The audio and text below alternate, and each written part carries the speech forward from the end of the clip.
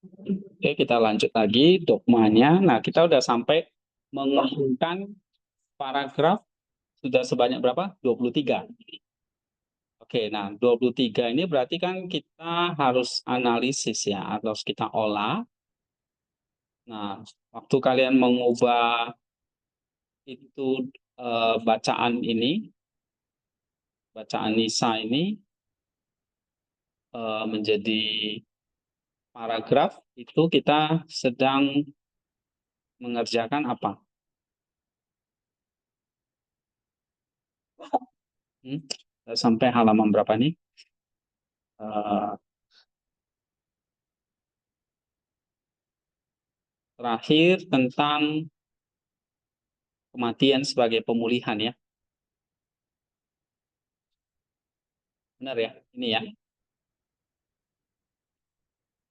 Kematian sebagai momen menjadi dan pemulihan. Nah, kemudian kan saya jelasin terus saya tugasin kalian tuh membuat jadi paragraf itu sama kayak kamu mengubah apa yang saya jelaskan itu menjadi teks ya, menjadi teks tertulis dalam hal ini langsung menjadi paragraf.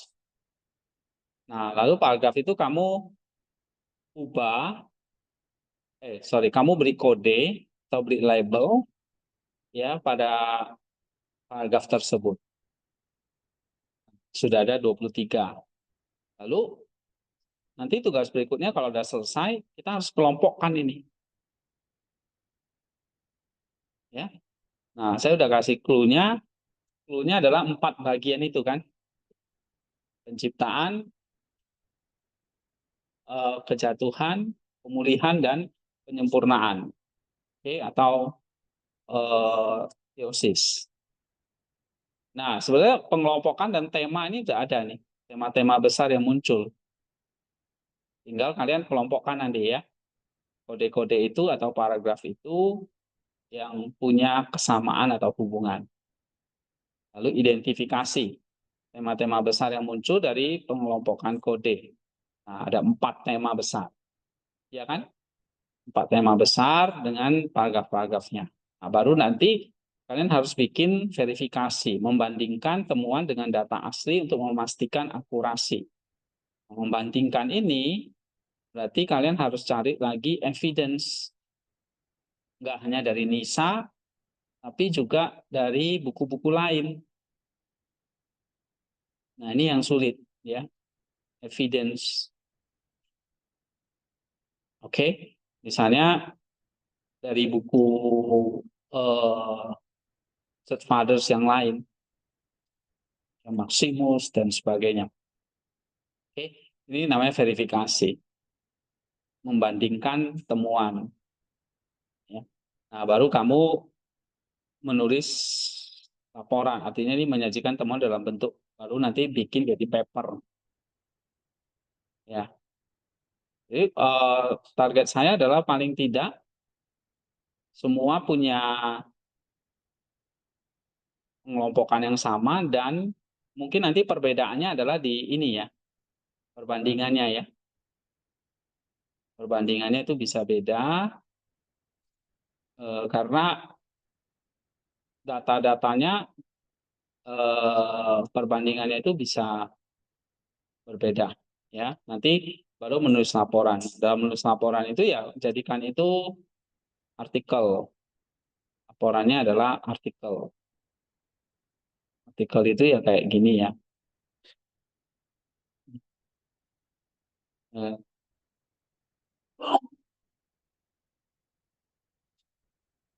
saya sudah sering tunjukkan itu.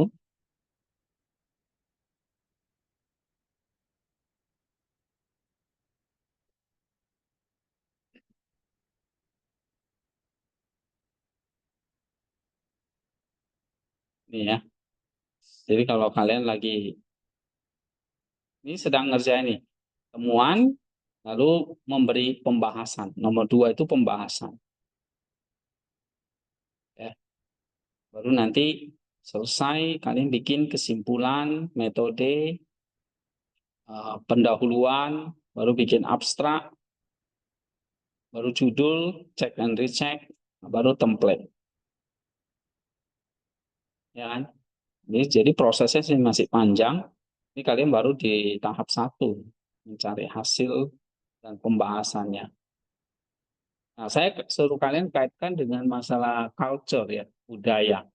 Bisa nggak itu? Ya, budayanya apa? Tapi yang penting papernya, ini paper dulu ya. Papernya harus jadi eh, 4 ya apa? 4 poin ini ya.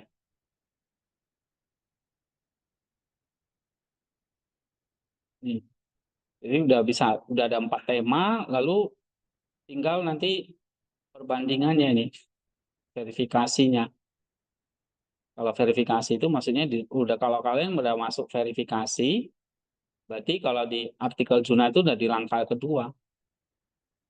Verifikasi itu berarti kan ini komparasi kan, komparasi dengan temuan-temuan periset sebelumnya, atau dalam hal ini membandingkan. Nah, dalam hal ini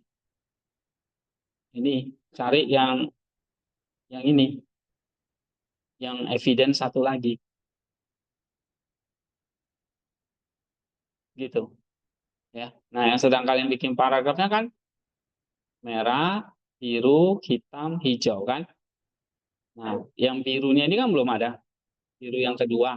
Nah, itu biru yang kedua itu adalah di tahap komparasi atau verifikasi. Nah, ini yang sulit ini. Kalian harus baca selain Nisa.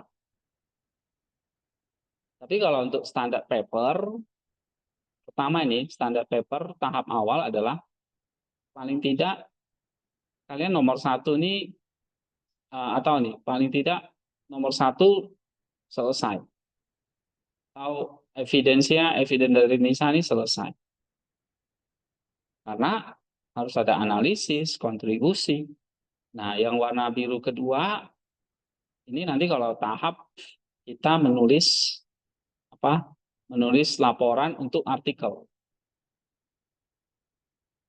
Ya, laporan itu artinya kamu menyajikan temuan dalam bentuk naratif yang koheren ya. Maksudnya bikin artikel. Nah, baru langkah kedua. Langkah kedua ini harus sudah pakai temuan-temuan periset yang sebelumnya. Saya kalau bahas tentang manusia, ya kamu sudah baca artikel-artikel tentang manusia, misalnya tentang kejatuhan, tentang apostasis, ya. Pak, cara cari gampangnya di mana? Kamu bisa ambil aja, mungkin simpelnya bisa dari Nisa, dari blog saya boleh. Cuma memang kalau blog itu kan akhirnya nanti kebanyakan website ya, sumbernya jadinya website kan. Itu boleh salah satu, atau kalian bisa ambil artikel-artikel jurnal ya, atau dari blog saya, atau misalnya buku inspirasi itu ya, inspirasi atau artikel jurnal. Artikel jurnal itu kalian bisa ambil artikel teman-teman kalian sudah dipublish ya, atau eh, kutip artikel-artikel yang selama ini sudah pernah dipublish itu, misalnya, atau dari WordPress ini, atau dari ya cari ya dari Google Scholar. Tapi itu nanti ya kalau sudah menulis apa? Sudah menulis laporan atau sudah mengerjakan langkah 2. Tapi target saya adalah untuk semester ini kalian selesaikan ini loh, yang ini. Merah, biru, hitam, hijau. Nah, ini kalau udah oke nanti kerjakan yang birunya, tinggal tambahin data-data lain. Ya. Nah, yang penting data lain tuh tunggu. Langkah kedua, langkah 1 diberesin dulu. Gitu ya. Nah, tapi untuk penilaian akhir, ujian akhir nanti atau tugas akhir dari kelas ini adalah kalian kumpulkan itu paragraf-paragraf tadi, terus kalian sudah bikin warna-warni ini. Lalu kamu sudah kelompokkan, ya, kamu sudah kelompokkan, lalu sudah ada tema atau topik-topiknya. Tadi kejatuhan, penciptaan, kejatuhan, pemulihan atau keselamatan, dan teosis atau kesempurnaan. Gitu. Jadi ada 4 tema, paham ya? Nah, itu tolong dikumpulin jadi bagus paragrafnya semua. Nah, begitu itu selesai, berarti kamu ngerjakan nomor 1 selesai. Nanti saya cek nomor 1 kalau bagus, oke. Misalnya siapa? Kerjakan nomor 2, baru nomor 2 itu apa? Komparasi. Atau kalau di sini verifikasi. Nah, komparasi. Kalau di sini berarti cari lagi yang warna birunya. Ya, gitu. Nah, ini kalau nomor 2 selesai, baru kamu buat kesimpulan. Baru tulis metode. Baru tulis abstrak. Baru buat pendahuluan. Jadi pendahuluan langkah kelima malah. Ya.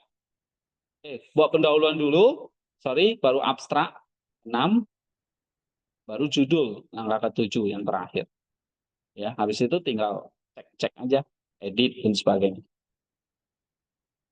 Nah, ini saya memang mau menekankan sejak kalian semester 3 nih sudah mulai nyusun artikel dengan cara yang benar. Nggak cowboy gitu ya, comot sana, comot sini, yang penting jadi gitu. Di situ kamu baca sendiri, nanti ternyata cuma banyak banyak plagiatnya gitu. Ya, ya itu kalau dulu udah terbit itu oke lah. Tetapi kalian gini kan sebenarnya sudah saya latih sejak semester lalu kan, sudah nggak kaget Jesus Prayer itu kan. Nah itu tolong diperhatikan ya, di jurnalnya kan udah dikirim semua ya. Sudah ada yang sempat 1 orang udah terbit ya, Risna sama baru 1 ya. Nah, yang lain siapa yang revisi? Kamu. Oke, good. Jurnal apa? Kata Ros. Ada yang lain gimana nasibnya nih? Helmi apa? Ditolak. Apa? Apa?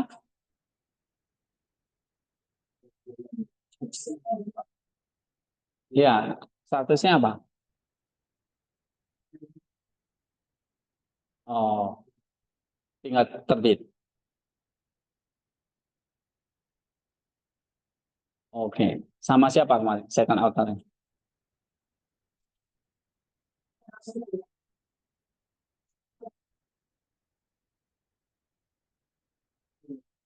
Oh, Jesus Prayer. Ya. Di nama jurnalnya apa?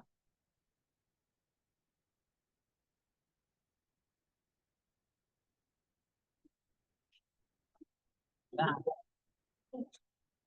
ya. Yang lain gimana? Semester lalu berapa? 2 yang kalian kirim ya? Semester ini belum ya. Ya. Nanti dipantau aja.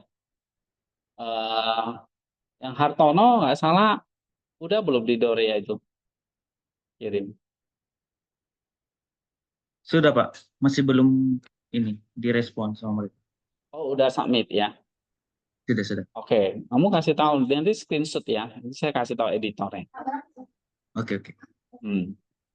Jadi saya beberapa editor saya kenal ya supaya cepat diperiksa gitu maksudnya. Risman, oke. Yang lain belum ada tanda-tanda. Nama ya. Udah berapa bulan? 3 ya. Hah? Iya. Dari semester lalu kan. Oke, sama apa.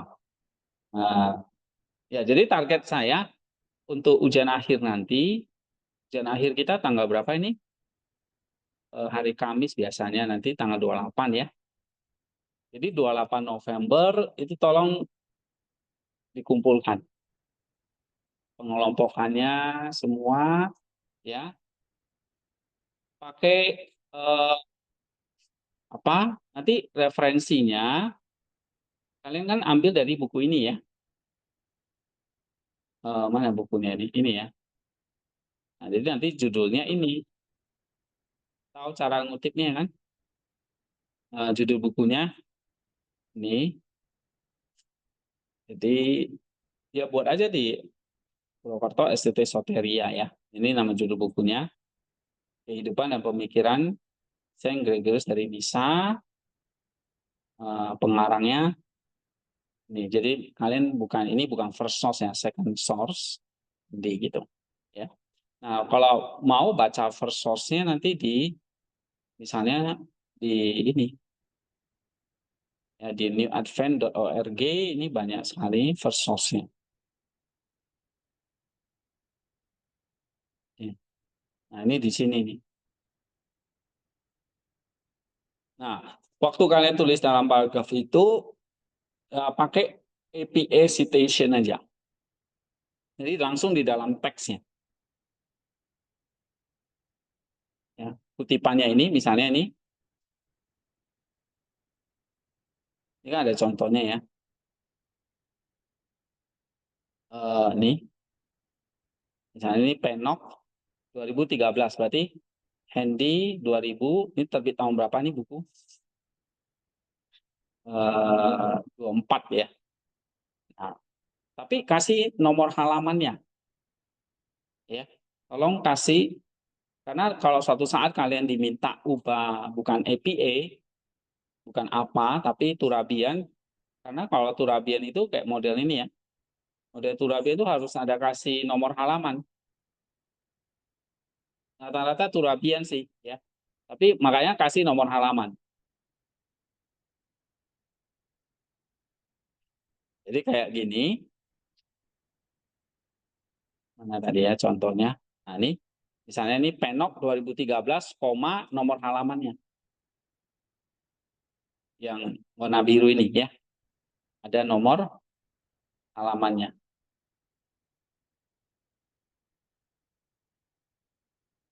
Oke, paham di sini? Nah, jadi apa yang menjadi tugas akhir ya?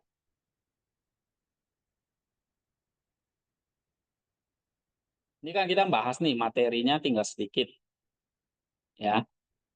Nah, hari ini kita mau masuk tentang uh, bahas tentang ini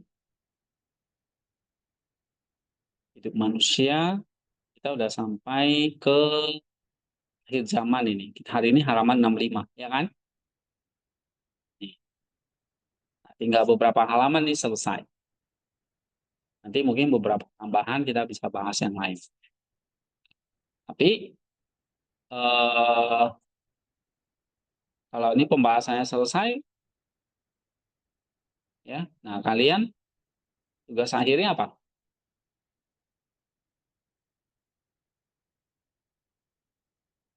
Tugas akhirnya apa? Iya, ini bikin paragraf seperti ini, tapi yang sudah dikelompokkan dengan 4 tema tadi. Ya, nanti kasih judulnya konsep manusia menurut Saint Gregory dari Nisa. Nah, titik duanya belum tahu nih apa. Harusnya dikaitkan dengan budaya.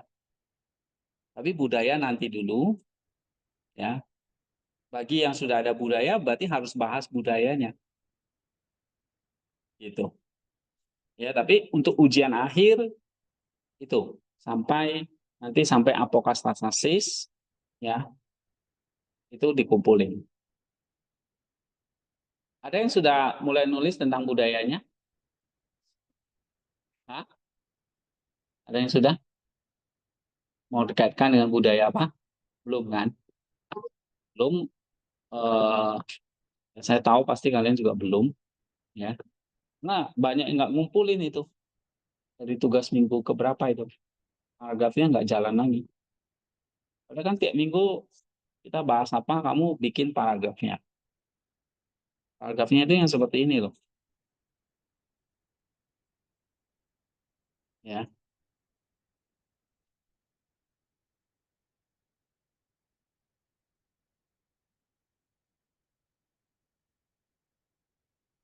Nih,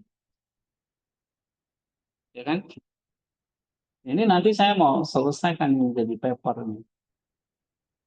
Cuma saya belum sempat aja. Nah, nih. Saya udah kasih contoh tuh sampai berapa itu kemarin? 5 atau 6 itu. Nah, cuma ini kan belum dikelompokin. Nah, jadi yang kalian kumpulkan yang warna-warni ini. Yang dengan 4 tema itu. Ya. Nanti setelah itu, eh, kalau ini bagus, baru kalian lanjutkan ke pembahasan. Nah, jadi mungkin sekitar target saya ya Januari lah ya, sebelum semester baru, kalian sudah bisa submit satu lagi. Ya. Jadi tugas akhirnya memang target saya adalah bikin artikel, tapi saya seleksi yang bagus masuk artikel, yang enggak usah. Ya. Nah, jadi kalau kalian mau bikin artikel, tolong bikin ininya yang bagus. Nah, misalnya siapa nih saya panggil kamu, oh ya ini bagus, lanjutkan ke tahap 2. Nah, kerjakan ini, target 1 minggu selesai. Selesai, nomor 3, bikin kesimpulan. 1 minggu selesai. Wah, kesimpulan mah sehari seharusnya. Nomor 4, metode sehari. Abstrak, ya, introduction mungkin seminggu. Nah, jadi nanti sampai Januari kumpul. Sampai langkah 9, template-nya. Saya kasih template-nya. Ya. Jadi saya nggak mau semua akhir semester udah jadi jurnal, tapi hasilnya amburadul. Ya, nggak apa-apa. Memang bikin artikel tuh butuh waktu. Lagi kalian banyak tugas ya. Sehingga nanti selesai semua udah ujian udah kelar. Nah, termasuk ini tinggal kalian apa eh, kerjakan ya waktu ya nggak enaknya ya waktu pas liburan gitu ya. Ya tapi sambilan kan gitu. Sambilan belajar tulis. Siapa yang mau kirim atau hanya mau dapat nilai aja? Nilai ya paling tugasin gini aja selesai. Yang mau bikin artikel siapa? Satu. Ah, kalau benar semua, kalau semua yang serius gitu. Tapi saya challenge, ada yang mau tambahkan dengan budaya siapa? Tuh. Nah, atau hanya Nisa aja boleh. Ya, tapi lebih sulit lagi tambahkan dengan budaya. Saya udah kasih contohnya kan di Google Classroom itu. Ya, contoh paper budaya itu. Maximus dengan Gumatere itu. Tambah dengan budayanya, cari persamaan dan perbedaannya doang. Kan saya udah pernah jelasin. Ya. Jadi siapa yang mau hanya Nisa aja? Nah, artikel Nisanya. Yang mau tambah budaya siapa? Nah, apa? Enggak. Saya bebas saja. Misalnya kan eh, yang mau tambah budaya ya cari. Ya, nanti Pak budaya apa bisa nanti konsultasi ya dengan saya atau kalian cari sendiri ya. Tapi kalau mau hanya tentang Nisa aja juga nggak apa-apa. Itu dibagusin tapi.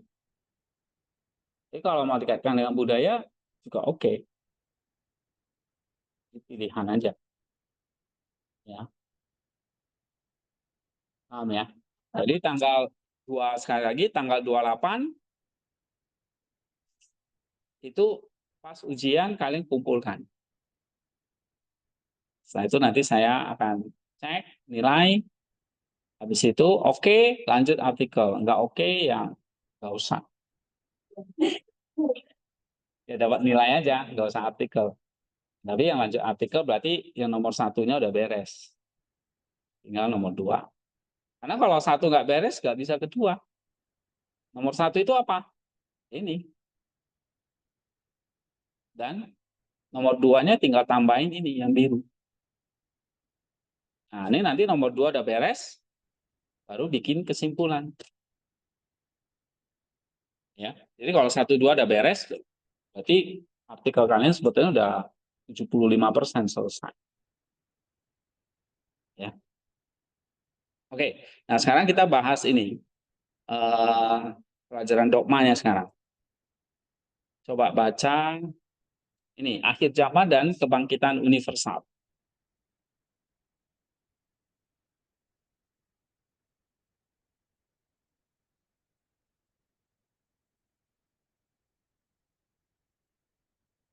Ini nggak kelihatan jadi.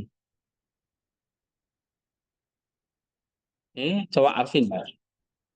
Waktu Akan berakhir ketika telah mencapai batasnya. ya. Penciptaan lebih lanjut tidak akan terjadi dan jika umat manusia telah menyelesaikan suatu secara teratur. Tulis Gregorius. Terlalu terang dong. Coba. Harusnya mengalir maju sebagai generasi. Tapi bisa baca ya? Oh ya sudah. Terus? Maju sebagai generasi suksesi akan berbukti signifikansi dan juga maju waktu adalah suksesi generasi manusia di mana penuhan kemanusiaan telah ditentukan sebelumnya oleh Allah direalisasikan. Ya. Penting bagi akal untuk meramalkan berakhirnya penadaan jiwa karena jika tidak ada aliran kelahiran yang terjun ke dalam penatur yang tidak pernah ada. Ukuran dan batasan adalah bagian dari kesempatan. Ketika kelahiran manusia telah berakhir, maka waktu akan berakhir, dan dengan cara ini pembaharuan alam semesta akan tercapai. Ini bukan sekedar kelelahan atau akhir alamnya dan sesuatu yang memiliki awal alamnya. Ini adalah penggenapan realisasi dan kesempurnaan dan penyatuan tepat kembali ke penuhan dunia. Oke, kita baca dulu ya, nanti baru kita analisis. Lestari ini 7 hari penciptaan sementara akan berakhir dan hari ke-8 akan tiba. Hari besar di zaman yang akan datang. Sebuah kehidupan baru akan dimulai terus menerus dan tidak dapat dihancurkan dan tidak akan pernah diubah oleh kelahiran atau kematian. Kristus akan datang kembali dan kebangkitan universal akan digenapi. Tuhan datang demi kebangkitan ini dan untuk memulihkan orang mati menjadi tidak dapat rasa. Dia datang dalam kemuliaan, dilahirkan oleh bala tentara malaikat yang bersujud kepadanya sebagai raja mereka. Semua makhluk ciptaan yang lebih tinggi akan menyembah dia, dan semua malaikat akan bersukacita karena manusia telah dipanggil kembali ke keadaan semula yang penuh kasih karunia. Panggilan ini adalah universal, kebangkitan dan ya.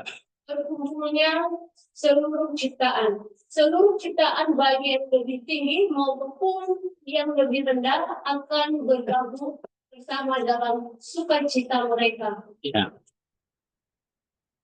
Oke, agak berikutnya coba baca di smart.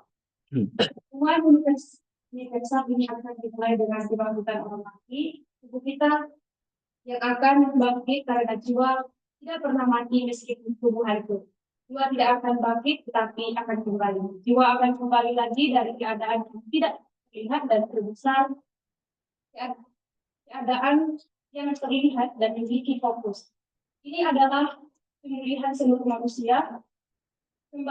Kembalinya apa yang telah dipisahkan menjadi satu kesatuan yang tak terpisahkan.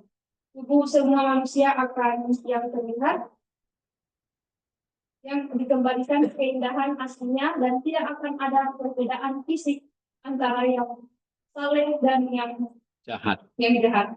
Ini tidak berarti bahwa tidak akan ada perbedaan antara yang disucikan dan yang tidak disucikan. Tapi perbedaan ini hanya akan ada dalam sifat-sifat dan internal mereka. Apa yang menanti manusia yang adalah kemurnian,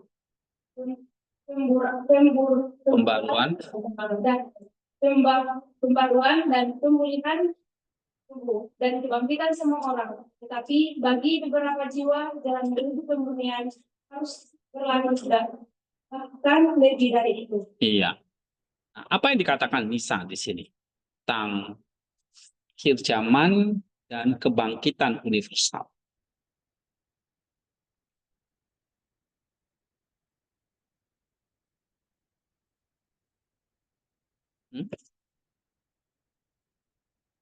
Ini kita udah berarti masuk ke poin keempat nih.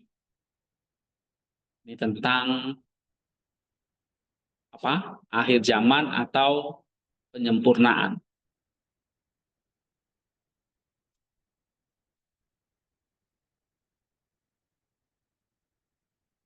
Apa yang dikatakan Gregorius? Nih, ayo. Beri tanggapan dulu.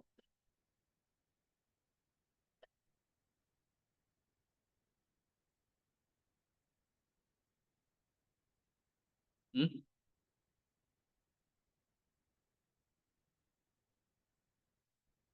Apa?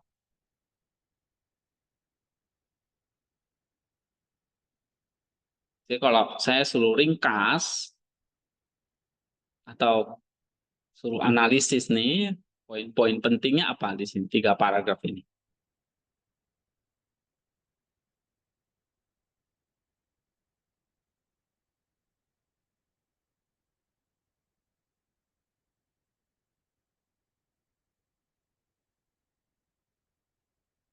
Pura serius. Ayo, apa? Ika, misalnya apa? Poin penting di situ apa? Tentang akhir zaman ini.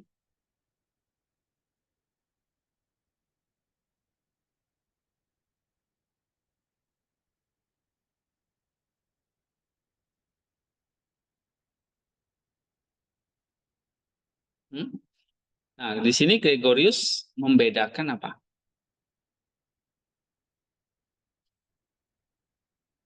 Kebangkitan dengan apa nih? Pemulihan. Ya kan?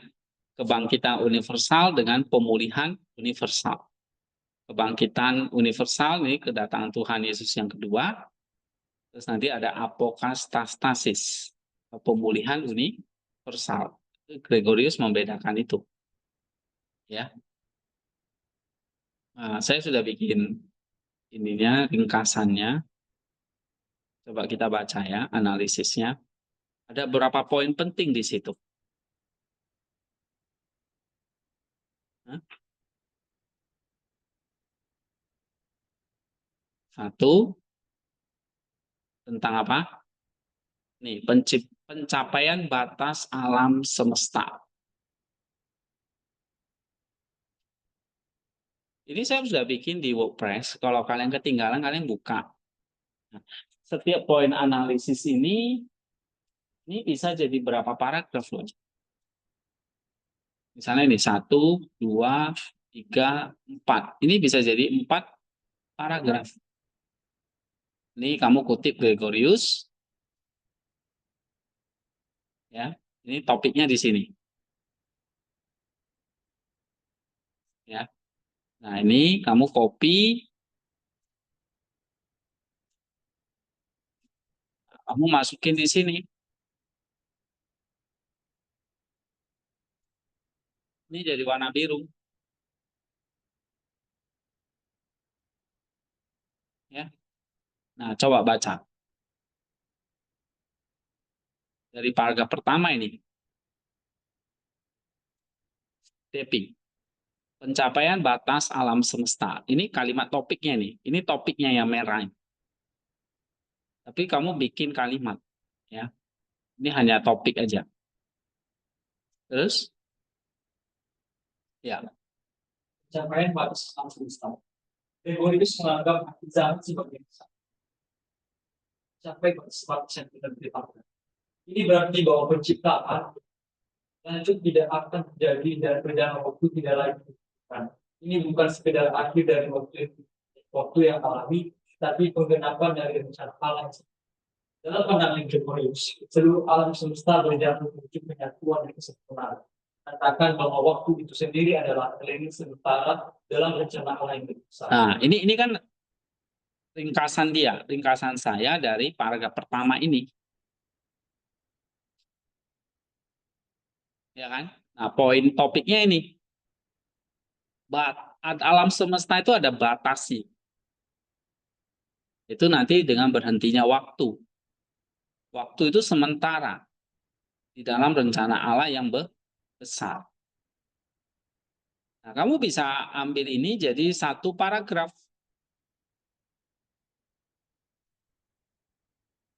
Ya. Nah, ini misalnya ini jadi oke. Nah, ini kamu kutip misalnya nih.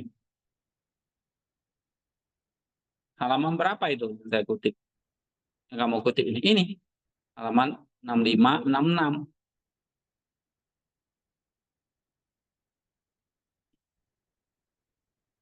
Saya takut kalian bikin paragrafnya salah-salah ini nanti.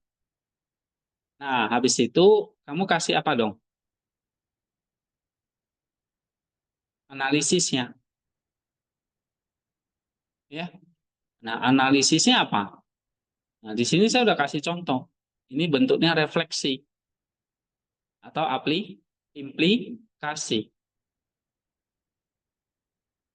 Oke, coba baca lagi ya. Pencapaian batas alam semesta. Ini analisisnya, ini ringkasannya. Baca lagi, Devi. Pencapaian batas alam semesta. Gregorius menganggap akhir zaman sebagai saat kita alam semesta mencapai batas-batas yang telah ditetapkan. Ya. Ini berarti bahwa penciptaan lebih lanjut tidak akan terjadi dan perjalanan waktu tidak lagi. Nah, itu dia. Penciptaan tidak lagi akan terjadi, maka tidak ada lagi kelahiran.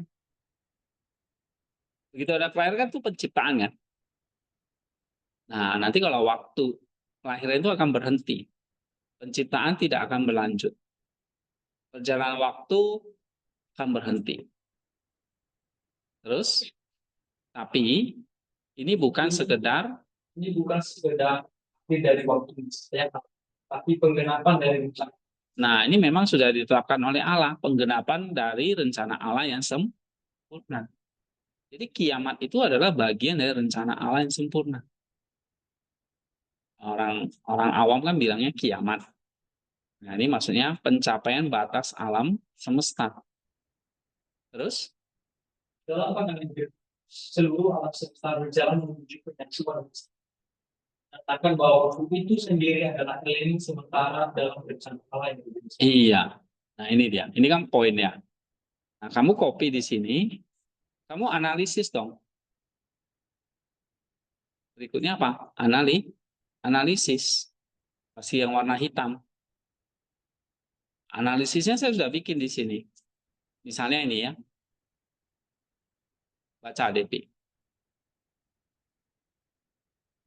Penggenapan rencana ilahi, Gregorius mengajarkan bahwa sejarah umat manusia dan alam semesta adalah bagian dari rencana ilahi yang besar. Waktu dan penciptaan berada dalam kendali Tuhan dan akan mencapai penggenapan dalam rencananya yang sempurna. Pemikiran ini memberikan kita harapan dan keyakinan bahwa segala sesuatu baik suka maupun duka adalah bagian dari rencana yang besar dan bertujuan menuju kesempurnaan. Nah, itu dia. Ini analisisnya. Ini analisisnya bentuknya implikasi. Sehingga ada penggenapan rencana ilahi dalam alam semesta ini. Ya, jadi Gregorius mengajarkan bahwa sejarah umat manusia dan alam semesta ini bagian dari rencana ilahi yang besar. Perhatikan ini.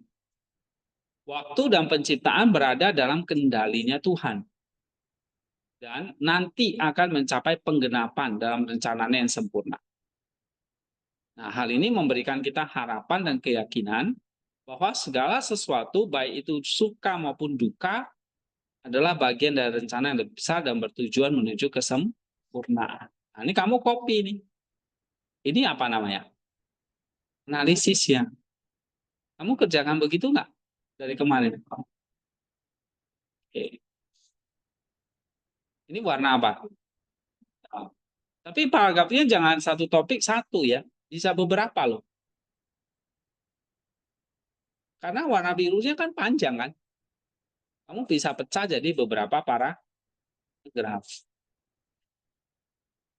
Jadi kalau 2-3 itu sebetulnya bisa lebih dari itu ya.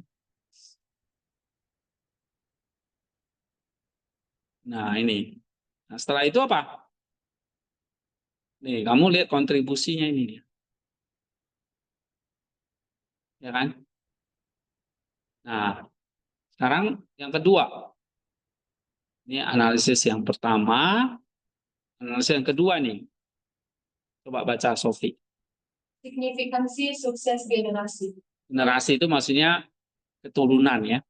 Terus Gerakan maju waktu signifikan dalam konteks suksesi generasi manusia yang terus dilihat sebagai realisasi dari kepenuhan manusia yang telah ditentukan oleh Allah ketika semua manusia, ketika semua jiwa telah melalui siklus kehidupan yang ditetapkan pergerakan ini akan berhenti. nah, itu. Terus Ukuran dan batasan ini menunjukkan kesempurnaan alam ciptaan yang telah dirancang oleh Tuhan dan suksesi generasi memastikan setiap jiwa mendapat kesempatan untuk mencapai kesempurnaan spiritual. ini saya bahasakan ulang. Artinya apa di sini? Maju, waktu maju ini, waktu linear ini nanti akan berhenti. Maka suksesi atau kelahiran itu akan berhenti. Ketika semua jiwa telah melalui siklus kehidupan yang ditetapkan, pergerakan ini akan berhenti. Ukuran dan batasan ini menunjukkan kesempurnaan alam cipta yang telah dirancang oleh Tuhan. Suksesi generasi memastikan setiap jiwa mendapat kesempatan untuk mencapai kesempurnaan spiritual. Nah, dari ini, kamu apa dong implikasinya?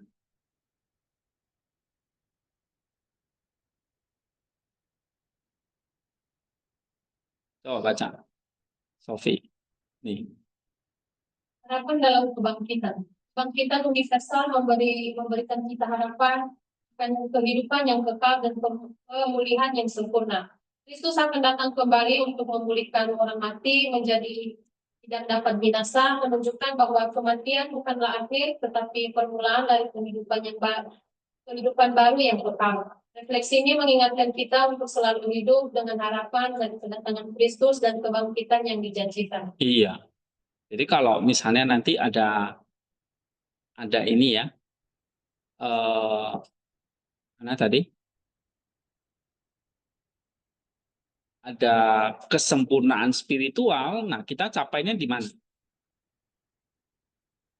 Waktu kebangkitan universal. Nih. Jadi kebangkitan universal memberikan kita harapan akan kehidupan yang kekal dan pemulihan yang sempurna. Ya, Kristus datang kembali untuk memulihkan orang mati menjadi tidak dapat binasa. Dan ini menunjukkan bahwa kematian bukanlah akhir, tetapi permulaan dari kehidupan baru yang kekal. Ya. Nah, ini mengingatkan kita untuk selalu hidup dengan harapan akan kedatangan Kristus dan kebangkitan yang dijanjikan. Ya. Nah, sekarang apalagi poinnya? Poin yang ketiga nih. Ada pemulihan nih dan pembaruan seluruh ciptaan. Nah, ini Gregorius ngomong soal tentang hari ke-8. Ya, di paragraf 2 ini. Hari ke-8. Coba baca Marsha. Pemulihan Dan pembaruan dan Gregorius sebagai besar dengan simbol kehidupan baru yang kekal dapat diunsurkan dan tidak berubah oleh. perhatikan kata-katanya. Nanti kamu harus bisa bagaimana nanti membuat analisisnya itu. Terus, Bangkitan universal ini bukan hanya kemudian bukan fungsi tetapi yang total dari sistem yang melibatkan kembali jiwa dan keadaan yang tidak terlihat, keadaan yang terlihat dan menyatukan kembali jiwa dengan tubuh dan fisik. iya, nanti ada yang disebut dengan pemulihan atau pembaruan seluruh ciptaan.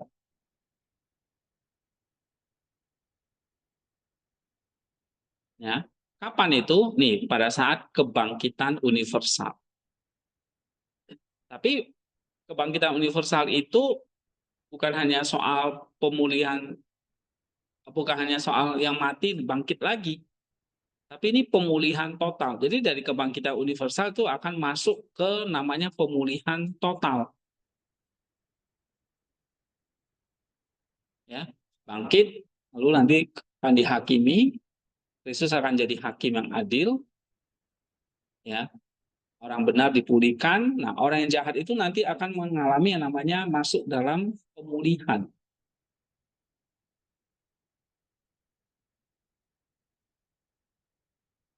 Orang benar dipulihkan, orang jahat juga dipulihkan. Ya. Pemulihan total dari seluruh ciptaan. Nanti di Apokasasisnya akan lebih jelas ya. Orang jahat setelah dibangkitkan, kalau dia masih dalam keadaan jahat gimana? Jadi ada namanya pemulihan. Ya. Nah, coba nih baca lagi. Marsha. Kemudian yang kembali jiwa. Sebab tubuh kita kembali dan diputuskan di atasnya. Oke, nih kita nanti semua akan mengalami kebangkitan universal. Setelah tidak ada lagi kelahiran berhenti. Ya.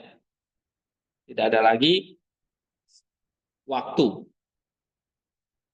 Waktu stop. Yang ada nanti kebangkitan universal. Nah, tubuh kita akan bangkit kembali dan dipulihkan ke keindahan asli. Inilah namanya pemurnian pembaruan jiwa. Terus?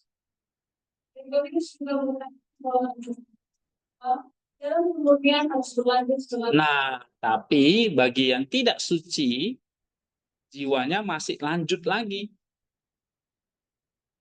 Tapi bagi yang suci, misalnya para rasul dan sebagainya, nggak perlu lagi. Tinggal nunggu kebangkitan. Tapi bagi orang yang jahat, maka akan mengalami namanya jalan pemurnian lagi. Harus berlanjut setelah kebangkitan. Itu bedanya. Paham nggak? Ya, terus. Ini menunjukkan bahwa proses manusia dan pemulihan terus dan dilakukan usaha yang berlanjut bahkan setelah pembangkitan fisik. Proses ini adalah bagian dari realisasi kesempurnaan dalam. Iya. Nah, jadi kalau ini apa refleksinya? Yang tadi barusan ini baca proses Manusia yang kita bahwa proses penelitian dan berhenti dengan fisik. Tapi beberapa jiwa proses pemurnian harus berlanjut setelah pembangkitan. Ini mengajarkan kita untuk selalu berusaha hidup dalam kesucian dan ketaatan kepada Tuhan. Nah, proses pemurnian adalah bagian dari perjalanan rohani kita menuju ke. Iya. Gregorius mengingatkan kita ini, ya. Nah, ini refleksi ini analisis dari paragraf ini ya. Oke. Nah, kalau yang ini tadi hari ke-8 ini dia. Coba baca. Yang kembali jiwa. Tapi Gregorius tentang kita menjadi penyatuan Tuhan jiwa dan Tuhan. Ini mengajarkan kita untuk mempunyai tubuh kita sebagai bagian yang vital dari keberadaan kita yang harus diberikan dalam kebangkitan. Ini juga mengajar kita untuk menjaga kehidupan spiritual kita karena kebangkitan adalah pemulihan total dari seluruh keberadaan. Iya, jadi kebangkitan itu adalah pemulihan total dari seluruh keberadaan kita. Jadi kita masuk ke hari ke-8 ini hari tanpa waktu. Hari yang kekal. Itu hari ke-8. Ya. Nah, itu di grup kan dibahas itu. tentang sahabat kemarin. Bukan saya yang bahas, tetapi ada siapa itu, Michael itu. Kan kalian boleh baca ya. Hari ke-8 sekarang contoh sahabat itu sebenarnya satu simbol tentang hari ke-8. Hari besar di zaman yang akan datang. Ini adalah simbol kehidupan baru yang kekal, tidak dapat dihancurkan, tidak akan berubah oleh kelahiran atau kematian. Nah, kebangkitan universal ini mengawali ya, untuk masuk ke hari ke-8.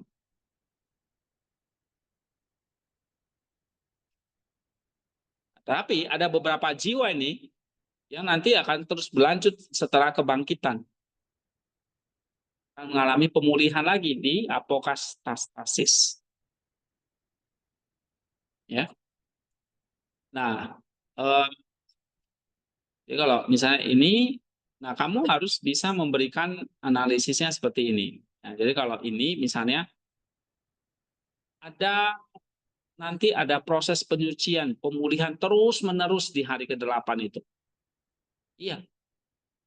Ya, waktu kita nanti sudah mengalami teosis, kita nggak berhenti bertumbuh terus. Ya. Nah, apa refleksinya dong? Nah, berarti kamu kasih tahu, kamu kasih komen gini. Misalnya kamu kutip ini,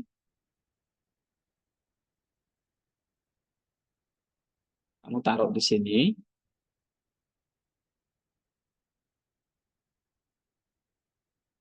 ya kan? Ini warna apa? Biru. Oke, warna hitamnya ini, ya kan? Gregorius mengingatkan ini. Nah, ini warna hitam. Tapi kalimat topiknya apa di sini? Nah, ini tentang apa? Hah? Ini pemurnian dan pembaruan jiwa. Jadi jiwa kita dimurnikan terus menerus. Nah, di sini kamu ngomong jiwa kita terus mengalami pemurnian. Bahkan setelah kebangkitan. Nah, ini kan kalimat topiknya ini. Kamu bikin sendiri. Oke?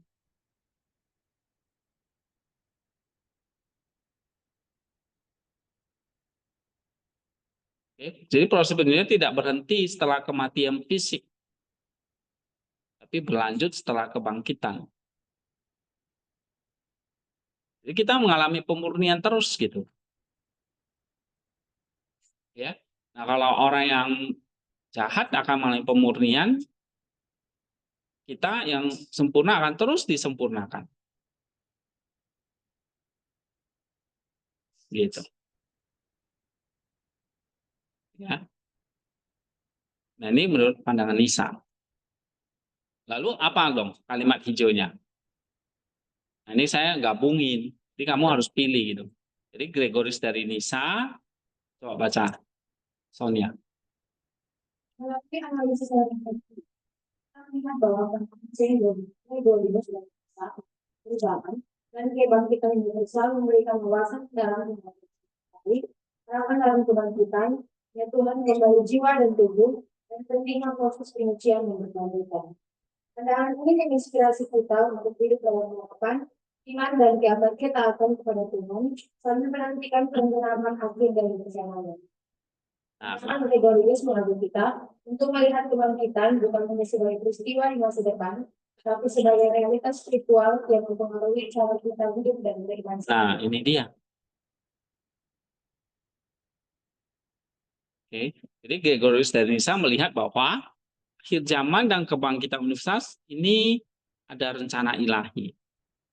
Terus ada harapan kebangkitan. Nah, nanti kebangkitan itu ada penyatuan kembali jiwa dan tubuh. Habis itu kita terus disucikan lagi. Ya, perkenyucian yang berkelanjutan. Tapi nanti memang dibagi dua. Ya. Ada yang Kalau beberapa jiwa yang tidak murni ya mereka akan dikelompokkan lain, tapi yang murni terus disucikan. Nah, itu dia. Ya, seperti dia katakan di sini. Menekankan beberapa jiwa jalan pemurnian terus berlanjut setelah kebangkitan. Ya, ini di paragraf akhir ini. Tubuh semua manusia akan dikembalikan ke indah aslinya, tidak ada perbedaan fisik antara yang saleh dan jahat. Ini tidak berarti bahwa tidak akan ada perbedaan. Ada perbedaan antara yang disucikan dan yang tidak disucikan. Ya, tetapi perbedaan hanya akan ada dalam sifat-sifat dan hidup internal mereka. Apa yang menanti manusia di akhirat adalah pemurnian, pembaruan, dan pemulihan tubuh dan kebangkitan semua orang. Tapi bagi beberapa jiwa, jalan menuju pemurnian harus berlanjut bahkan lebih dari itu. Oke, jadi ada perbedaan nanti. Nah, coba kita lanjut, kita baca apokastasis ini ya. Ini akan lebih jelas.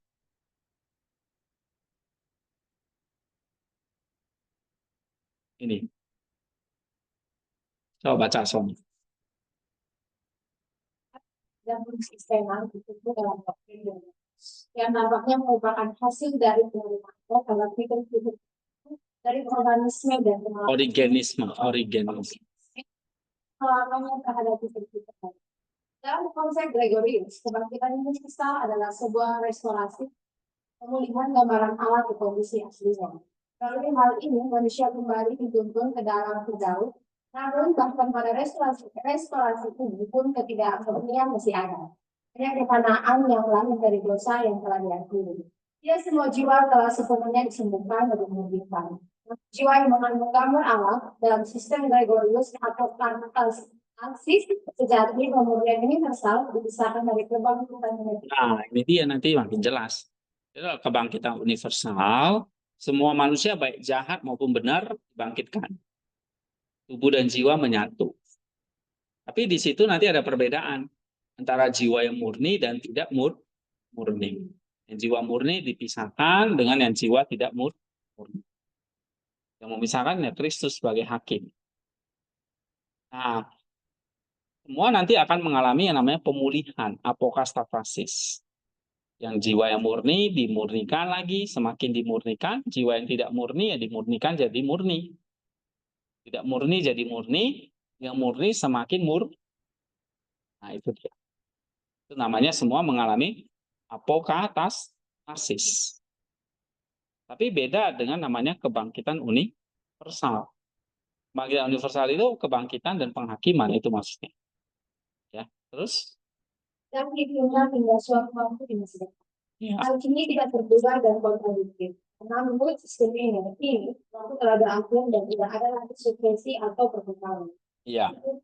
Jadi manusia belum masuk dalam surga. Nah, memang nanti waktu akan berakhir setelah kebangkitan.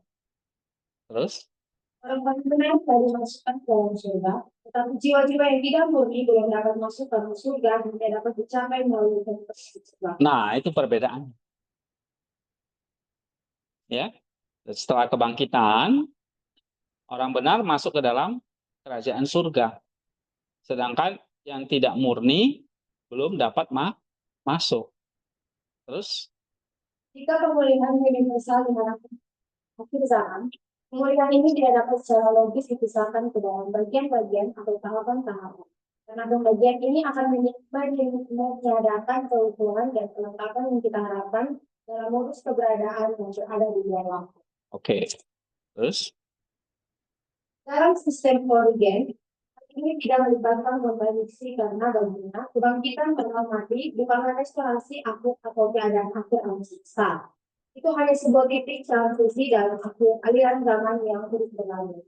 Bagi Origen, keadaan tubuh tidak terselesaikan pada kebangkitan universal, karena kebangkitan tersebut diikuti oleh tahap-tahap keberadaan lebih lanjut di zaman-zaman mendatang. Origen tidak memisahkan keadaan jiwa dari keadaan tubuh. Iya, ini Origen ya. Dalam sistem Origen, hal ini tidak melibatkan kontradiksi karena baginya kebangkitan orang mati bukanlah restorasi akhir atau keadaan akhir alam semesta. Jadi kebangkitan orang mati itu hanya satu titik transisi masuk ke dalam zaman yang terus berlanjut. Ya. Bagi Origen, tubuh ini tidak terselesaikan pada kebangkitan universal, karena kebangkitan tersebut diikuti lagi oleh tahap-tahap keberadaan lebih lanjut di zaman-zaman. Jadi Origen tuh lihat setelah kebangkitan universal masih ada lagi nanti zaman-zaman lagi gitu. Nah, sedangkan bagi Nisa itu kita masuk udah nggak ada, masuk pemulihan semua. Yang murni dimurnikan, makin dimurnikan, yang tidak murni jadi murni. Nah, jadi di sini Nisa tidak setuju dengan pandangan Origen. Tapi dia ada menerima sebagian pandangan Origen. Ya, coba baca lagi.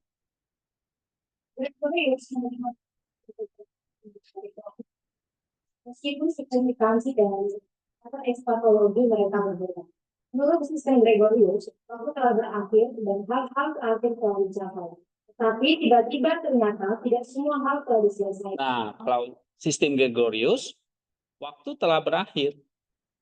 Sedangkan Origen mengatakan masih ada lagi zaman-zaman yang mendatang. Ya. Jadi waktu telah berakhir, hal-hal terakhir telah tercapai.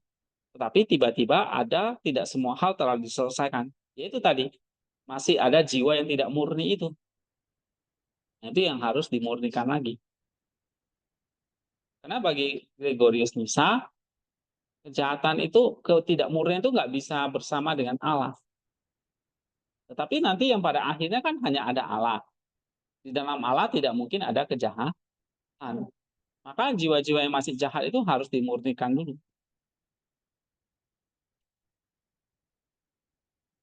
Jadi bagi Nisa tidak ada namanya neraka yang kekal. Nah, ini termasuk pernah saya bahas di grup itu, Saint Isa dari Niniwe, ya kan? Itu juga bahas hal yang sama. Jadi apokatastasis itu seperti proses pemurnian ya dari Allah. Beberapa minggu yang lalu ya saya bahas itu ya tentang Saint Isa. Ini juga kamu bisa kutip nanti.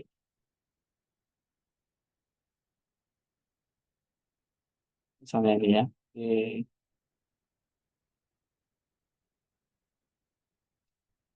Ini nama posnya. Gehenna itu siksaan kasih Allah tapi. Ini Saint Isa ini pandangannya mirip dengan Nisa. Siksaan kasih Allah itu Gehenna atau neraka.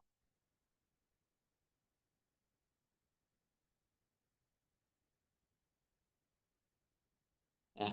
Jadi ada siksaan memang nanti setelah kebangkitan itu. Bangkit itu kan nanti dipecah dua. Jiwa yang murni dan tidak murni. Nah, yang tidak murni itu akan mengalami apa? Siksaan Gehenna. Tapi dia akan mengalami pengalaman kasih Allah. Ya, memang akan merasakan penyesalan, ratapan. Tapi ini bukan kayak Allah balas dendam. Ya, tapi ini tindakan ganda dari kasih. Kasih itu bersifat ganda. Kasih membawa sukacita bagi mereka yang menerimanya, siksaan bagi mereka yang berdosa. Jadi yang berdosa nanti akan dikumpulkan di Gehenna setelah kebangkitan. Yang murni ya masuk surga. Nah, di Gehenna itu mereka akan mengalami yang namanya siksaan. Siksaannya berupa apa ini? Apa? Ratapan dan penyesalan. Penyesalan itu lebih menyiksa daripada hukuman fisik. Ya kan? Aduh, nyesal banget ya tadi kenapa gitu. Kamu akan mengalami itu terus nanti di Gehenna. Oke? Tapi ini adalah siksaan yang bukan pembalasan dan dendam. Tetapi apa? Konsekuensi dari tindakan orang berdosa itu sendiri terpisah dari sumber kasih. Jadi siksaan Allah ini bukan membawa balas dendam. Ya. Nah, Isa mengintimasi siksaan utama Gehenna itu adalah penyesalan penyesalan yang mendalam, menyakitkan karena telah menolak kasih Allah waktu hidup di dunia, ya, dan memilih jalan perpisahan. Tapi tujuannya ada, bukan pembalasan atau hukuman, tapi ini adalah tindakan korektif. Nah, ini ya. Jadi nanti di Gehenna kita akan dimurnikan lagi. Sarana pemurnian yang akhirnya membawa orang berdosa kembali kepada Allah. Ya, jadi Said Ishak menolak anggapan bahwa kasih Allah tidak ada di Gehenna. Di Gehenna, di situ pun dia ada kasih. Kasihnya apa? Memurnikan. Ia menegaskan bahwa kasih Allah meliputi segala sesuatu dan bahkan mereka yang berada di Gehenna tidak kehilangan kasih itu. Oke. Nah, ini dari Saint Ishak. Mirip nanti dengan dari Gregorius dari Nisa. Ya. Coba baca lagi.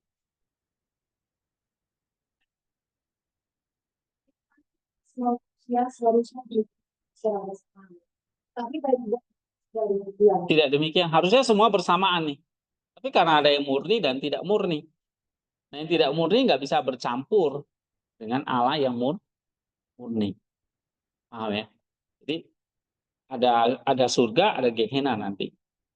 Tapi di Gehenna itu atau di neraka itu akan mengalami apa?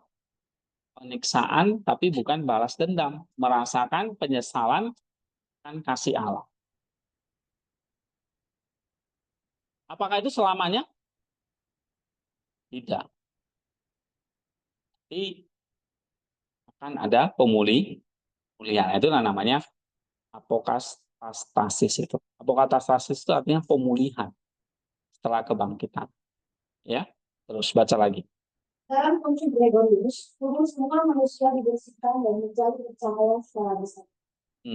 Bagaimana mungkin tubuh seperti itu tetap tidak rusak jika disatukan kembali dengan jiwa yang belum dimatikan, tapi masih mati dan iya, tubuh nanti bangkit dengan tubuh yang bersih, tapi kan jiwa yang mati itu belum dimurnikan.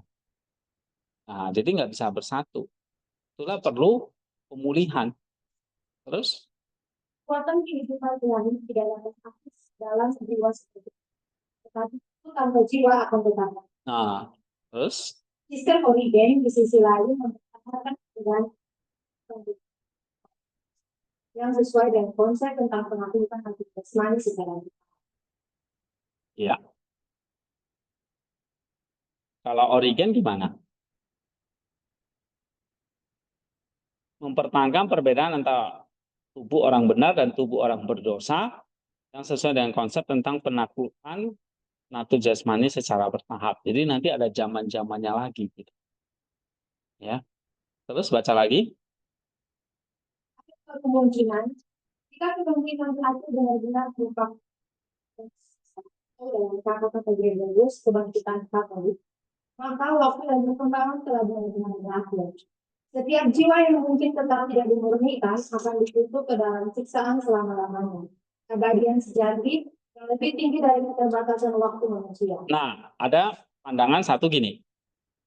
Nanti orang yang jahat ya udah benar-benar mengalami kematian kekal. Disiksa selama-lamanya. Contohnya ada Krisman. Ya. Oke. Itu satu kemungkinan.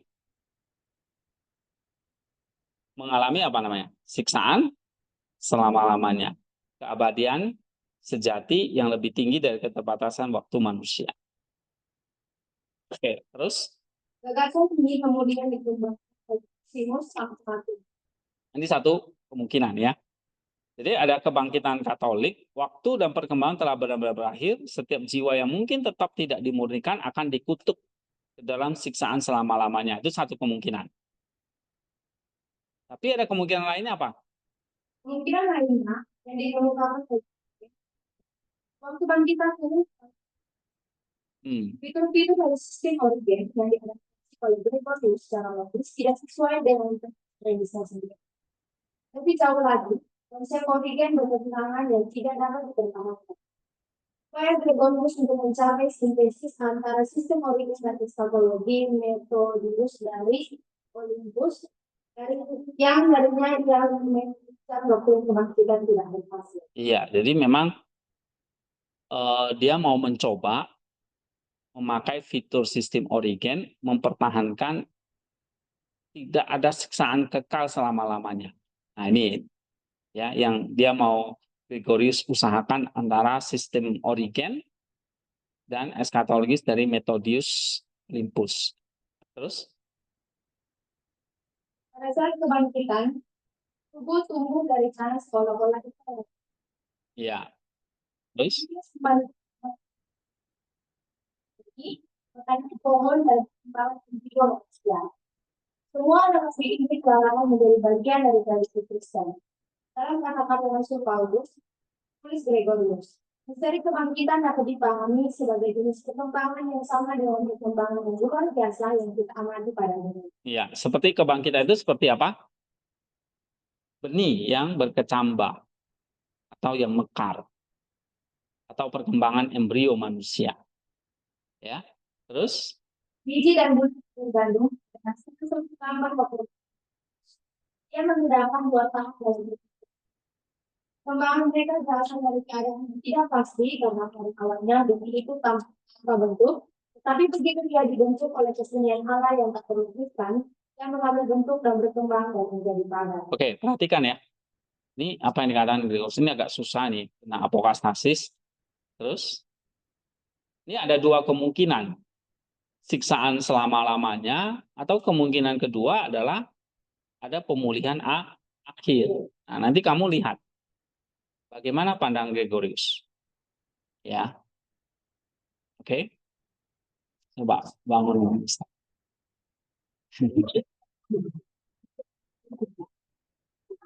Oke.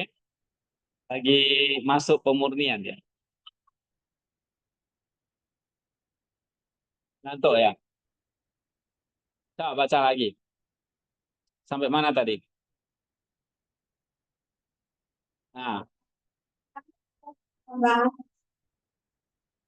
ya, maka berkembang kita mengembangkan proses kebangkitan. nah ini dia.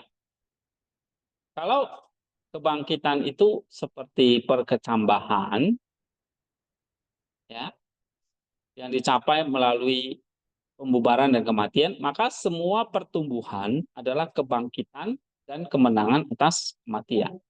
Terus? Kebangkitan dimungkinkan hubungan antara jiwa dan tubuh dalam satu kesatuan. Tetapi sebenarnya hanya dapat dicapai melalui kuasa Allah. Ia yang mengizinkan kelahiran, pembaruan, dan kehidupan seluruh makhluk. Kebangkitan adalah mukjizat yang dilakukan oleh kemahakuasaan ilahi, tapi merupakan mukjizat yang sesuai dengan hukum-hukum dasar makhluk. Ini adalah salah satu manifestasi dari misteri umum kehidupan. Kebangkitan adalah pemenuhan dan realisasi tertinggi dari makhluk. Tubuh-tubuh yang dibangkitkan adalah tubuh-tubuh yang telah mati. Jika tidak, ini bukanlah kebangkitan melainkan ciptaan baru.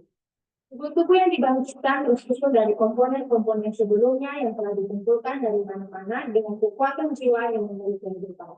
Dengan cara ini, unsur-unsur yang berbeda dikumpulkan oleh kekuatan jiwa yang menjalinnya bersama untuk membentuk tubuh. Iya, jadi ini cerita tentang kebangkitan dimungkinkan hubungan antara jiwa dan tubuh dalam satu kesatuan organik. Ya. Kebangkitan adalah mukjizat yang dilakukan oleh kemampuan ilahi, tetapi adalah mukjizat yang merupakan sesuai hukum-hukum dasar. Tubuh-tubuh yang dibangkitkan, tubuh-tubuh yang telah mati. Dan ini tubuhnya memperoleh unsur-unsur yang berbeda. Dikumpulkan oleh kekuatan jiwa yang menjalinnya bersama untuk membentuk rantai tubuh. Oke. Terus? Kebangkitan bukan sekedar kembali ke kehidupan kita sebelumnya, cara hidup kita sebelumnya. Ini akan menjadi sebuah pengalaman besar dan jiwa akan kehilangan semua harapan akan kebangkitan yang sejati. Kebangkitan adalah pemulihan manusia seutuhnya. Ini adalah pembaruan dan transformasi ke sesuatu yang lebih baik dan lebih lengkap. Namun, itu adalah satu tubuh yang sama yang membuat transisi hidup. Tidak hanya kesatuan subjek, tapi juga identitas substansial dipertahankan. Hal ini tidak bertentangan dengan kebenaran pembaruan dan transformasi. Selubung tubuh setelah dihancurkan oleh kematian akan disusun kembali dan dibentuk kembali dari komponen-komponen material yang sama. Bukan ke dalam keadaan sebelumnya yang kasar dan tidak sempurna, tetapi sedemikian rupa hingga serat-serat keberadaannya menjadi ringan dan lapang. Ia akan dipulihkan ke dalam kondisi superior dari keadaan agung yang diinginkannya. Apa yang kembali ke kehidupan adalah apa yang dikuburkan di dalam kubur, tetapi akan berbeda. Semua kehidupan duniawi adalah proses perubahan dan pembaruan yang berkelanjutan. Nabi manusia adalah seperti sungai yang terus mengalir, tulis Gregorius. Namun hal ini tidak mengubah manusia secara individu menjadi kerumunan orang yang tidak terbatas. Iya. Ini cerita soal kebangkitan itu sebetulnya adalah pemulihan manusia yang seutuhnya. Jadi tubuh dan jiwa itu jadi seutuhnya. Tapi bagaimana nanti dengan jiwa yang masih belum murni? Nah, ini problem. Tubuh bangkit yang baru. Tapi jiwanya waktu masih hidup di dunia kan masih belum murni. Nah, itu nggak bisa menyatu dengan tubuh yang baru itu. Nah, ini problem. Ya, coba baca lagi. Ketika manusia dibangkitkan, ia tidak akan menjadi usia tertentu dan juga tidak akan menjadi setiap usia sekaligus. Konsep usia akan menjadi tidak berlaku pada saat kebangkitan. waktu lagi gitu. Jadi nggak mengenal usia lagi. Terus? Hal itu bukanlah bagian dari natur tersebut. Iya. Terus? Dalam kehidupan asli kita, tidak ada usia tua atau kita berbalik atau ini bentuk atau ketidaksempurnaan tubuh lainnya karena tidak pantas bagi Allah untuk menciptakan hal seperti itu. Ya, jadi tidak ada tua, tidak ada cacat, tidak ada sakit penyakit dalam tubuh kita ini nanti setelah kebangkitan. Ya, jadi nggak ada lagi operasi plastik, ya atau cacat gitu nggak ada. Terus? Semua itu telah menandakan kita dijaga oleh Allah. Nah, terus? Hal ini tidak akan menjadi bagian dari kebangkitan kita, tetapi juga tidak akan menghalangi kebangkitan kita. Natur sejati kita yang akan dibangkitkan dan bukan natur buruk dan nafsu yang telah diinfeksinya. Kita akan diperbarui dan dibebaskan dari warisan ini dan semua tentang kehidupan kita yang sebelumnya yang penuh dengan kejahatan dan dosa. Pada saat kebangkitan, kita akan ditransformasikan ke dalam keadaan yang tidak dapat binasa dan kekal karena kebangkitan adalah kemenangan atas kematian. Bulir-bulir gandum akan menjadi matang dan berbuah dan mereka akan mencapai ketinggian surga. Oke. Nah, sekarang coba kita lihat analisisnya ya. Supaya nggak terlalu panjang dan ingat apa yang dibaca.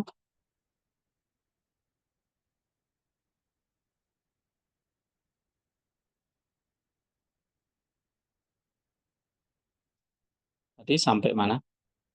Ketinggian surga ya. Oh belum. Baca lagi. Tidak ada. Tidak ada yang berhubungan dengan penyakit dalam usia tua atau keburukan yang akan pertama pada saat kebangkitan. Tidak ada keriput, cacat, atau ketidakdewasaan. Tubuh kebangkitan kita itu seperti itu. Tidak ada keriput, semua cantik-cantik nanti. Tidak ada yang cacat, ya. Tidak ada penyakit, tidak ada usia tua. Oke, tidak ada yang seperti anak kecil, tidak dewasaan, enggak. Terus? Tubuh yang dibangkitkan tidak akan membutuhkan dan anggota tubuh mereka yang sebelum yang dibuat untuk memenuhi tuntutan kehidupan yang berdosa di bumi. Iya. Kematian akan memurnikan tubuh kita dari segala sesuatu yang tidak berguna atau tidak diperlukan untuk menikmati kehidupan kita di masa depan. Hal ini terutama berlaku untuk organ-organ yang kita butuhkan untuk memelihara diri kita sendiri dan untuk menjalankan fungsi-fungsi lain dari kehidupan binatang atau yang berhubungan dengan siklus semua pertumbuhan materi. Umat manusia tidak akan lagi dibedakan berdasarkan jenis kelamin. Semua materi yang tidak dimurnikan dari tubuh kita akan diatasi dan beban daging akan hilang. Nah, jadi tidak ada lagi jenis kelamin juga. Sehingga tidak ada kawin-mengawin nanti setelah kebangkitan. Karena nafsu seks semua tidak ada. Ya, karena tidak ada jenis kelamin. Bagaimana kawin-mengawin? Semua materi yang tidak dimusnahkan tubuh kita akan diatasi dan beban daging akan hilang. Terus tubuh itu akan jadi, tubuh akan menjadi ringan. Lalu, Tubuh menjadi ringan. Ini aku iya, semua tubuh, warna, bentuk, tidur, dan segala sesuatu yang lain akan diubah menjadi sesuatu yang lain. nah itu namanya tubuh kebangkitan itu. Warna, bentuk, ya nggak lagi dibedain nih kulit hitam, kulit putih, hidung pesek, mancung, oke, cacat, tidak cacat, ya itu nggak ada lagi. Terus, Tubuh kita akan hilang dan perbedaan sengaja. iya, tubuh kita akan ringan, ya, jadi nggak ada orang yang keberatan jalan, kegemukan, itu nggak ada. Ya, atau terlalu kurus nggak ada. Sempurna. Terus, Inilah yang dimaksud oleh Gregorius ketika dia mengatakan bahwa kita semua akan mengambil satu kepentingan pada saat kebangkitan. Kita menurut ketika orang dari Kristus dan kita semua akan memiliki satu bentuk dan aspek dalam pencarian gambar ilahian akan bersinar secara merata pada semua orang. satu bentuk semua, gitu. Ya. Terus, Ini berarti bahwa penampilan kita akan ditentukan dari dalam, bukan komponen-komponen yang akan membedakan penampilan masing-masing dengan kekhususan dosa dan kebaikan. Dengan demikian, penampilan setiap orang tidak akan sama. Kebangkitan adalah pemulihan kondisi akal kita. Ini bukan hanya kembali tetapi juga berkumpulnya segala sesuatu yang merupakan bagian dari kehidupan kita sebelumnya. Ini bukan hanya apokatastasis, pemulihan, tetapi juga rekapitulasi dan penjumlahan. iya. Jadi kebangkitan tuh pemulihan kondisi awal. Ya. Terus, oke, sampai di sini ya. Nah, sekarang kita baca analisisnya. Coba gantian. K. Ada penerapan pada koordinasi tapi stasis Gregorius menunjukkan ketidakkonsistenan tertentu karena penerimaan dan penolakannya terhadap argumen dan origenisme. Gregorius menerima gagasan pemulihan gambar Allah ke kondisi aslinya, yang dimana tubuh manusia akhirnya dipulihkan ke dalam Firdaus. Namun, dia juga menolak beberapa aspek dari pandangan Origen, menciptakan perbedaan dalam eskatologi mereka. Ya, jadi Gregorius menolak pandangan Origen tadi tentang zaman-zaman setelah kebangkitan itu. Ya. Gregorius menerima gagasan pemulihan gambar Allah ke kondisi asli seperti Origen, ya, tetapi menolak beberapa aspek dari pandangan Origen yang mengatakan bahwa ada perbedaan dalam eskatologi mereka. Yang kedua, nih, kebangkitan universal versus apokatastasis. Nah, ini ada perbedaan ini. Coba baca. Gregorius membedakan antara kebangkitan universal dan apokatastasis. Apokatastasis itu artinya pemulihan universal ya. Terus, Kebangkitan universal terjadi ketika semua jiwa dibangkitkan, namun ketidakmurnian masih ada. nah ini dia. Kebangkitan universal, orang baik, orang jahat, semua dibangkitkan. Menerima tubuh yang tadi, yang diceritakan oleh Nisa tadi. Ya. Tapi ada jiwa yang tidak murni, masih ada. Terus, Tidak semua jiwa sepenuhnya dibuktikan pada saat kebangkitan universal. itu dia. Dasar kemanusiaan tidak semua jiwa dimurnikan. Walaupun mereka gambar Allah ada dalam mereka. Terus,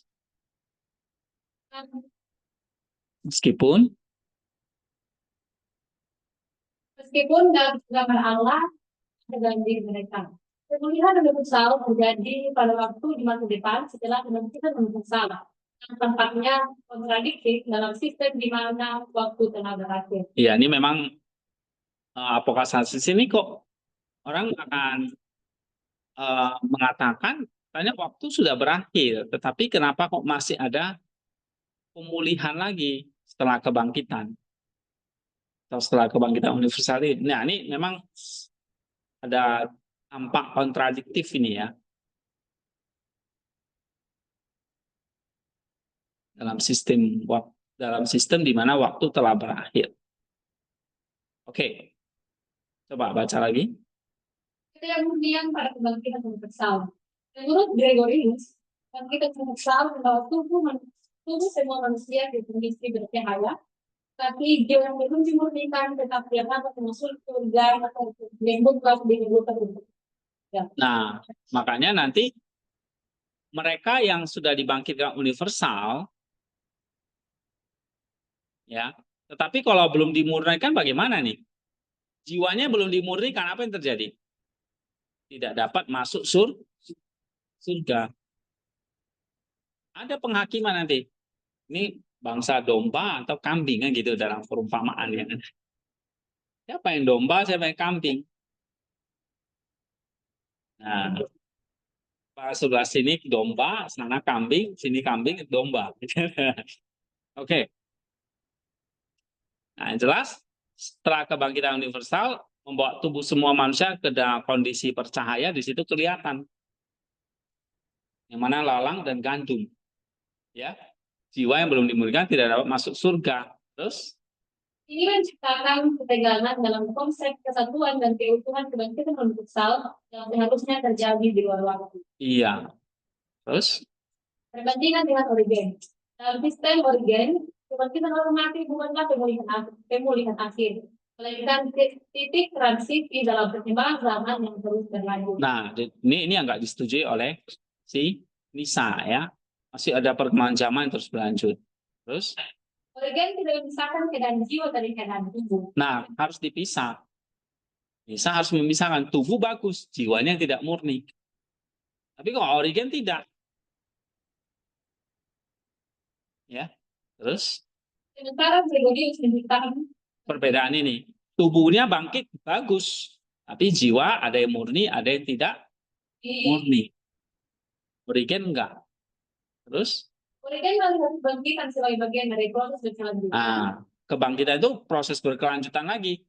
Sementara Gregorius melihatnya sebagai akhir dari waktu. nah, setelah kebangkitan tidak ada waktu lagi. Waktu sudah berhenti. Maka tubuh kita nggak bisa tua lagi karena waktu sudah berhenti. Maka nggak ada usia. Nggak ada jenis kelamin bahkan. Karena nanti iya. Jadi apa dong? Nah, kita nggak tahu nanti. Ya. Nggak ada lagi sakit penyakit, tidak ada dosa. Pokoknya tubuh yang benar-benar sempurna. Tubuh yang dewasa. Bukan kekanak-kanakan. Bayi nanti jadi dewasa.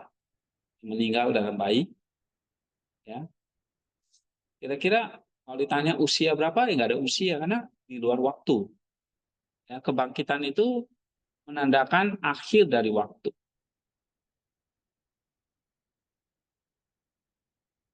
Ya. Tapi di sini tidak semua hal selesai secara bersamaan. Ada namanya apokatastasis, pemulihan lagi. Terus baca lagi. Pertumbuhan dan pemulihan tubuh. Gregorius menggunakan analogi pertumbuhan dan perkembangan embrio untuk menggambarkan kebangkitan. Kebangkitan adalah kebenaran atas kematian dan pemulihan tubuh yang telah mati ke kondisi yang lebih baik dan lebih lengkap. Ini mencerminkan pemulihan manusia seutuhnya, di mana kesatuan subjek dan identitas substratum tetap terjaga. Iya. Coba baca lagi. Refleksinya atau implikasinya. Ketegangan dalam doktrin apokatastasis. Gregorius menunjukkan bahwa doktrin apokatastatisnya menghadapi ketegangan internal karena penolakannya terhadap beberapa aspek origenisme. Meskipun dia menerima beberapa pemulihan zaman Allah, dia menolak gerakan perkembangan berkelanjutan setelah kebangkitan universal. Ketegangan ini menggarisbawahi kompleksitas dalam memahami pemulihan akhir dan kesatuan jiwa dan tubuh. Jadi Origen, Nisa ini mau memperbarui konsepnya Origen. Origen kan mengatakan semua nanti diperbarui, makanya ada zaman-zamannya lagi, ya, gitu. Nah, Gregorius itu mencoba memperbaiki konsepnya Origen di sini. Terus Kebangkitan universal sebagai pemulihan tubuh. Kebangkitan universal yang digambarkan oleh Gregorius bahwa tubuh manusia di kondisi bercahaya, tapi dia belum dimurnikan tetapi menghadapi pemulihan. nah, jadi antara tubuh dan jiwa itu dibedakan. Tubuh dimurnikan, tapi jiwa ada yang udah, ada yang belum. Terus Ini mengajarkan kita bahwa kebangkitan bukan sekedar kembalinya tubuh fisik, tetapi transformasi total yang mencakup pemurnian jiwa. Pemurnian ini adalah bagian dari perjalanan rohani yang terus berlanjut bahkan setelah kebangkitan. nah, yang sudah dimurnikan nanti terus berlanjut dalam kerajaan surga itu. Oke. Jadi kita nggak berhenti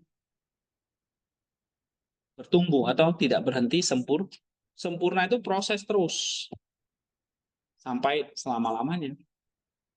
Nggak ada yang namanya titik atau berhenti, nggak ada. Ya. Jadi kalau boleh bisa digambarkan. Ini berarti ada pasti, ya kan? Dari sini ke ujung. Ini namanya waktu. Waktu ini. Tapi yang namanya setelah kebangkitan itu waktu selesai, di sini kebangkitan. Ya. Tapi bukan lagi linear, tapi lingkaran. Sering digambarkan lingkaran. Nggak ada ujung, nggak ada pangkal. Lingkaran terus saja. Ada ujungnya, mana ujungnya itu? Nggak ada kan? Kalau linear ada kan misalnya. Nah, ini waktu sekarang. Tapi waktu dalam kekekalan itu seperti ini.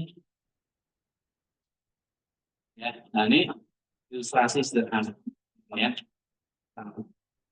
tadi apa nih kemurnian yang terus perjalanan rohani yang terus berlanjut bahkan setelah kebangkitan. Jadi prosesnya bukan lagi garis lurus, tapi lingkaran. Terus Pentingnya kemudian untuk surga.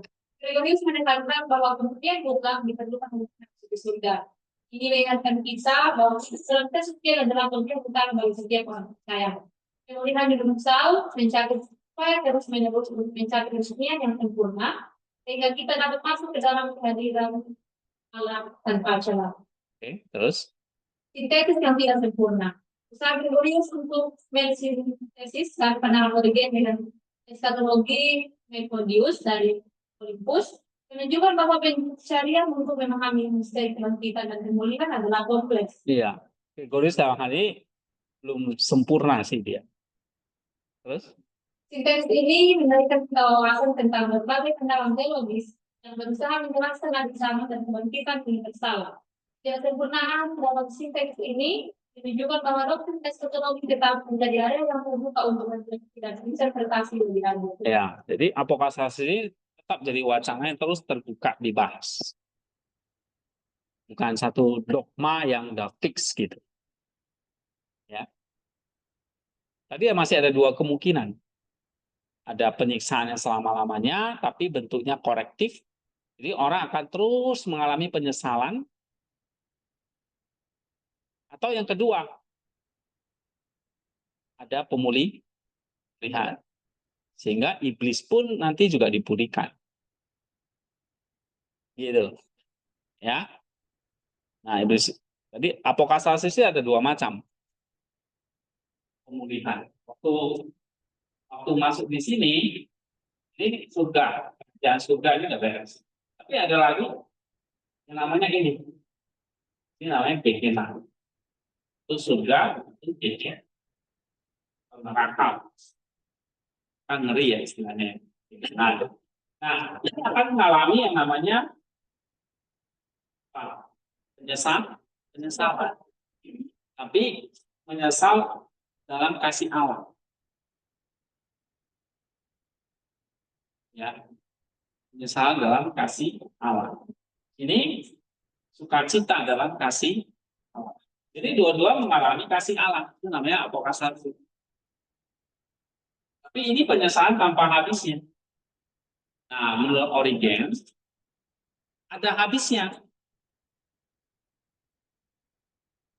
Nanti pindah ke sini.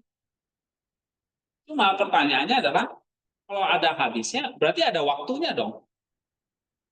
Benar nggak? Kayak kamu nonton film, ada habisnya nggak? Karena ada waktu, waktunya 2 jam, 2 jam ya selesai habis ya kan? Nah itu problemnya tuh di situ. Kalau di Gehenna ini nanti ada pemilihan, ada habisnya, berarti ada waktu.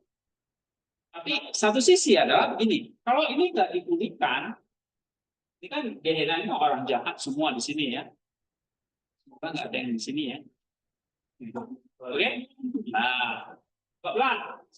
Misalnya di sini Hitler, ya, Stalin itu yang jahat bunuh orang itu, ya.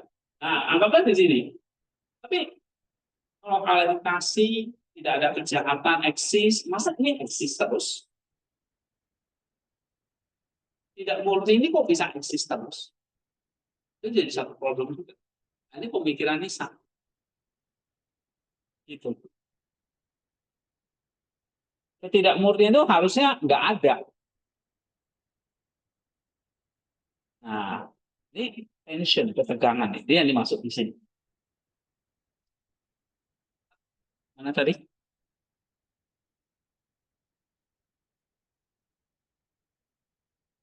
Nah, ini ada tension. Mana ya tadi ya tensionnya? Nah, ini ketegangan ini.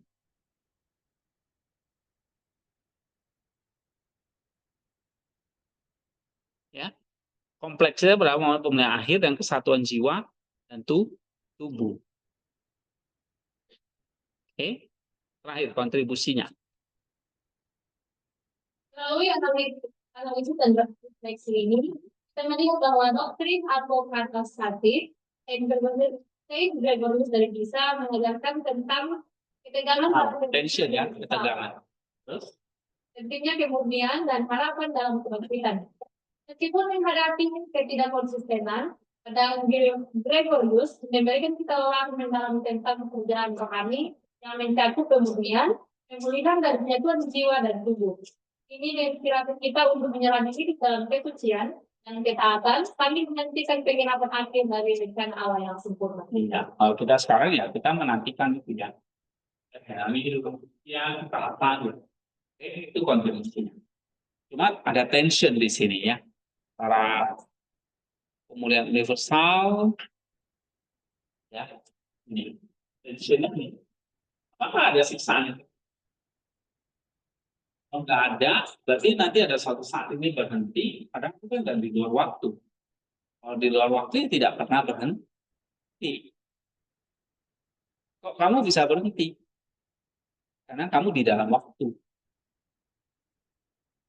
Tapi kalau di luar waktu, digambarkan tubuh kita itu ringan.